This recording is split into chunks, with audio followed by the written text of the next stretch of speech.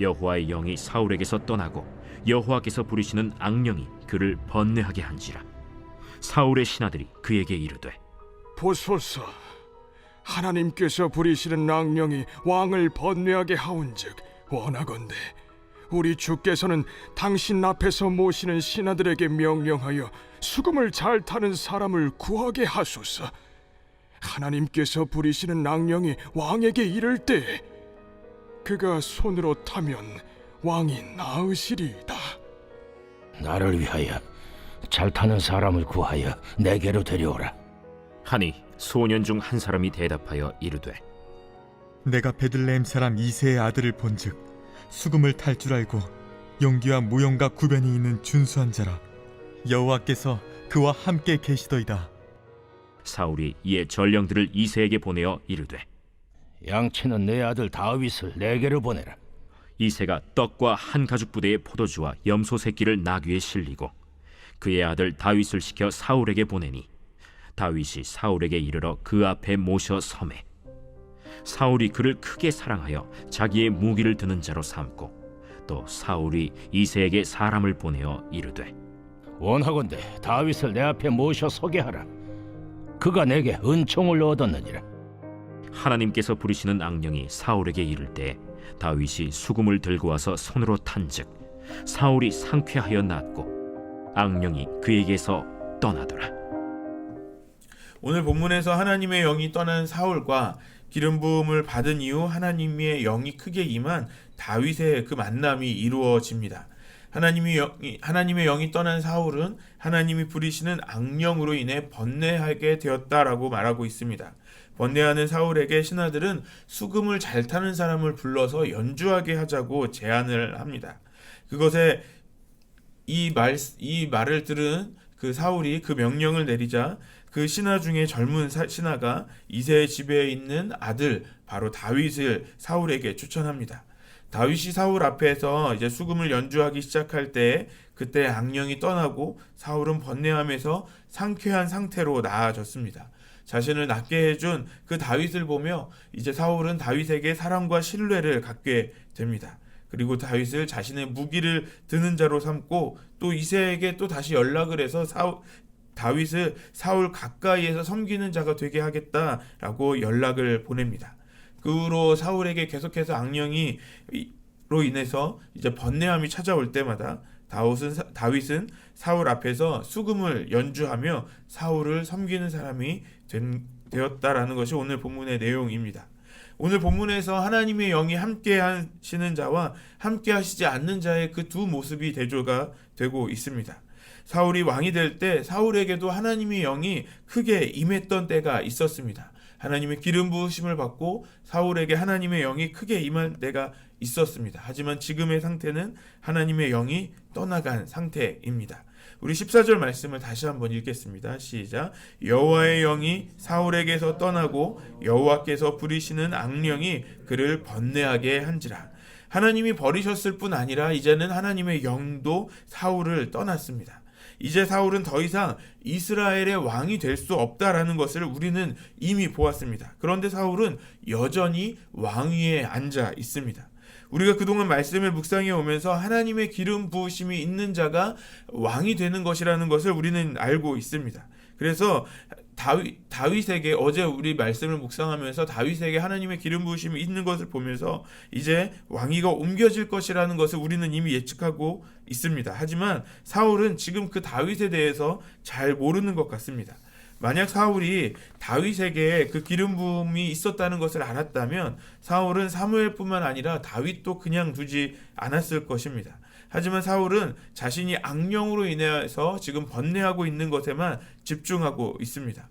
하나님의 영이 떠난 자리에 악령이 와서 사울을 괴롭게 하는 것처럼 우리가 생각할 수도 있습니다. 하지만 지금 이 악령은 하나님이 부리시는 악령이라고 소개하고 있습니다. 하나님의 주권 아래에 있다라는 것입니다. 이스라엘의 왕은 하나님의 주권 아래에서 하나님의 통치를 나타내야 되는 그런 왕이 되어야 합니다. 그러니까 이스라엘의 왕은 하나님의 주권을, 하나님의 통치를 보여주는 왕이 되어야 합니다. 하지만 사울은 하나님께 불순종했고 하나님의 통치가 아닌 자신의 통치를 이루려고 했었습니다. 그래서 버림을 당했습니다. 버림을 당하고 이제 여호와의 영마저도 사울을 떠났습니다. 이제 사울은 더 이상 왕이 될 수 없는 사람입니다. 하지만 그럼에도 사울은 여전히 왕위에 앉아 있습니다. 하나님의 부리시는 악령이 번뇌하게 한다라는 것은 어떻게 보면 당연한 모습입니다.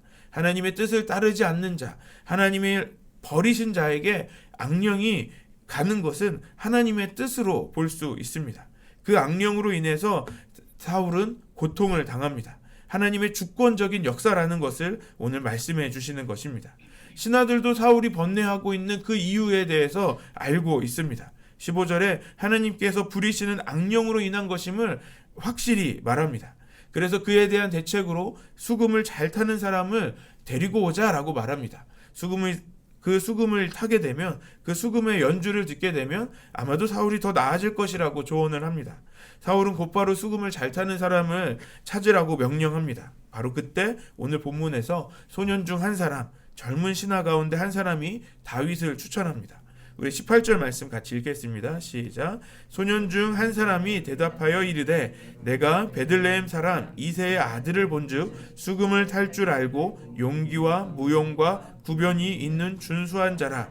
여호와께서 그와 함께 계시더이다 하더라. 다윗에 대해서 소개할 때 그냥 단순하게 내가 본 사람 중에 수금을 제일 잘 타는 사람이 있었습니다 라는 정도로 설명해도 충분할 것 같은데, 오늘 본문에서는 여러 가지로 다윗을 소개하고 있습니다. 용기와 무용과 구변이 있는 준수한 자로 여호와께서 그와 함께 계신다라고 추천하고 있습니다. 사울의 그 젊은 신하가 다윗이 기름 부음을 받았다는 것을 알고 이 말을 한 건지는 정확히 알 수는 없습니다. 하지만 분명한 것은 기름 부음을 받은 다윗은 왕으로서 준비된 것과 같다라는 것을 우리가 말씀을 보면서 이해할 수 있습니다. 왜냐하면 여호와께서 그와 함께 계시기 때문입니다. 사울이 자신의 왕위를 지키는 것에 더 예민하게 반응했다면 자신 외에 하나님이 함께 하시는 자가 있다는 것을 아는 것만으로 자신의 왕위를 노리는 사람이라고 생각했을지도 모르겠습니다. 하지만 사울은 지금 악령으로부터 시달리는 그 번뇌함을 고치고 싶은 것이 우선입니다. 그래서 다윗을 불러오게 합니다. 계속해서 21절부터 23절까지 말씀 또 같이 읽겠습니다. 시작. 다윗이 사울에게 이르러 그 앞에 모셔섬에 사울이 그를 크게 사랑하여 자기의 무기를 드는 자로 삼고 또 사울이 이새에게 사람을 보내어 이르되 원하건대 다윗을 내 앞에 모셔서게 하라. 그가 내게 은총을 얻었느니라 하니라. 하나님께서 부리시는 악령이 사울에게 이를 때에 다윗이 수금을 들고 와서 손으로 탄즉 사울이 상쾌하여 낫고 악령이 그에게서 떠나더라. 다윗이 사울을 이제 섬기기 시작하면서 다윗은 사울의 마음에 들기 시작합니다. 사울은 다윗을 자신의 무기를 드는 자로 임명합니다. 그만큼 다윗을 사랑하고 신뢰했다라는 것을 보여주고 있는 것입니다. 이렇게 된 이유가 바로 23절입니다. 사울이 악령으로 번뇌할 때마다 다윗의 그 수금 소리로 악령이 떠나는 일이 일어납니다. 번뇌하는 사울은 상쾌함으로 나아집니다. 하나님의 영이 함께 하셨기 때문에, 다윗과 함께 하셨기 때문에 이 모든 일이 가능할 수 있었다라는 것을 우리는 묵상할 수 있습니다.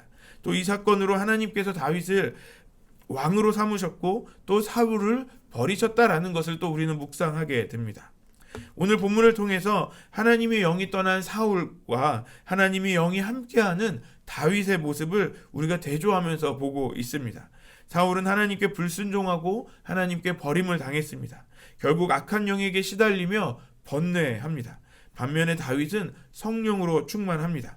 다윗이 수금을 연주할 때 악령이 떠납니다. 그런데 사울은 다윗을 시기하지 않습니다. 사울은 오히려 더욱 다윗을 사랑하게 되고 신뢰하게 되었다라고 오늘 본문에서 말씀하고 있습니다.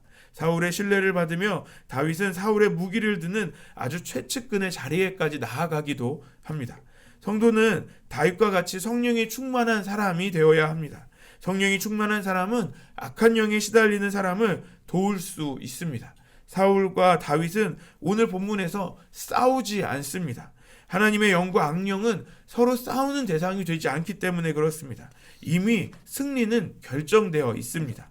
하나님의 영이 임하실 때 악령은 떠나가는 것입니다. 성도는 성령의 충만함으로 어둠 가운데 있는 자들에게 하나님의 빛을 비추는 사람입니다. 우리가 성령의 충만함으로 어둠 가운데 방황하는 자들, 하나님이 영이 떠난 그 악령에게 시달리는 사람들을 우리는 도와줄 수 있습니다. 우리가 그런 사람들을 섬겨줄 수 있어야 하는 것입니다. 그것은 어떻게 보면 따뜻한 밥 한 끼 사는 것부터 시작할 수 있겠습니다. 단순하게 힘내라, 우리가 기도하겠다라고 하는 격려의 말로 시작하는 그 한마디이기도 합니다. 그 빛을 알아보는 사람들은 우리의 그 작은 섬김을 받아들이게 됩니다. 사울은 다윗의 섬김을 통해서 하나님의 영이 역사하시는 것을 경험합니다. 그것으로 사울은 다윗을 더욱 사랑하게 되고 자신의 가장 가까운 자리에 두기를 원했습니다.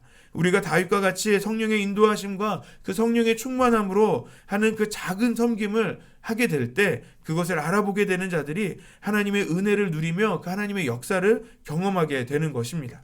사울이 다윗을 더욱 사랑하게 되고 신뢰를 받게 된 것처럼 우리가 더 많은 사람들에게 신뢰와 인정을 받게 될 수 있다라는 것입니다. 우리가 오늘 성령으로 충만하게 될 때, 오늘 다윗이 경험한 그 성령의 역사하심을 오늘 우리가 경험할 수 있습니다. 하나님은 우리를 통해 하나님의 뜻과 그 계획을 이루시기를 원하십니다. 오늘 하루가 그 성령의 충만함으로 주님의 일을 이루는 저와 여러분들 되시기를 소망합니다. 우리 안성열린교회가 하나님의 뜻을 이루어드리는 성령의 충만한 교회가 되기를 소망합니다.